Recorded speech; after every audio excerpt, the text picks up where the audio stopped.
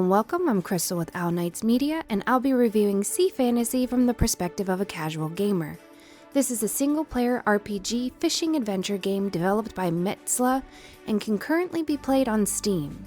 Later in 2025, it will be releasing on Xbox. This game released as of January 7th and looks so cute it needed to be played. We have loads of things to talk about, from the fishing minigame to exploration aspects, so without further ado, let's dive right in.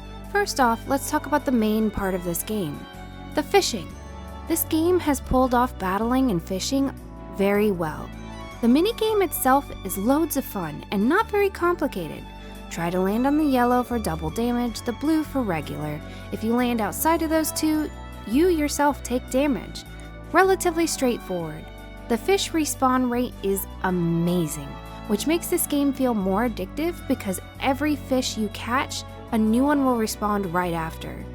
You have stats and gear that'll determine the ease at which you can obtain fish and loot, as well as stats you can upgrade as you level up. All of these things we absolutely loved. However, not everything we could say about this game is positive. Its lack of direction and explanation make things, well, frustrating.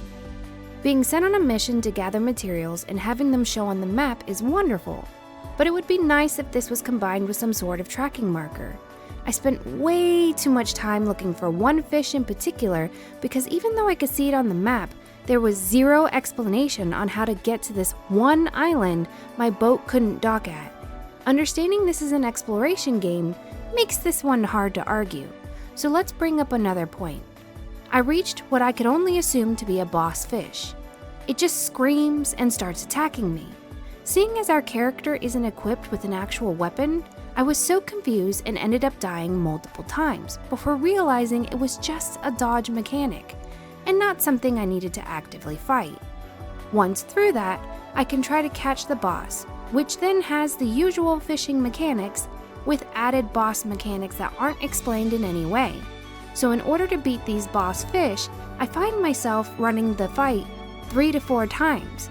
But thankfully, you're not punished for dying, which means you could just get up and try again. To wrap things up, if you want to play a game that has some pretty amazing fishing mechanics, but don't care for a story so much, and like the idea of exploring with no help, then this might be for you. On that note, I'd like to thank you for listening to a casual gamer review of Sea Fantasy. I'm Crystal with Owl Knights Media, and I hope to see you soon. Bye!